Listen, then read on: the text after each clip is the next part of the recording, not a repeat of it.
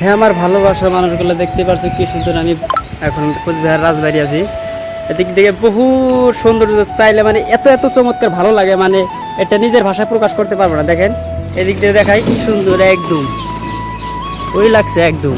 দেখেন মানে আন্দি উন্দি রাস্তা, এদিক দিয়েও রাস্তা ওদিক দিয়েও রাস্তা, কোন দিকে যাবেন? এদিক দিয়ে গেলে রাস্তা, ওদিকে টার্নিং, এদিক দিয়ে গেলে এদিকে রাস্তা। এই যে দেখেন বহুত মানুষ শুটিং করতেছে। আমার ভালো লাগলো, যেহেতু রাজবাড়ি আছেন প্রথমবার।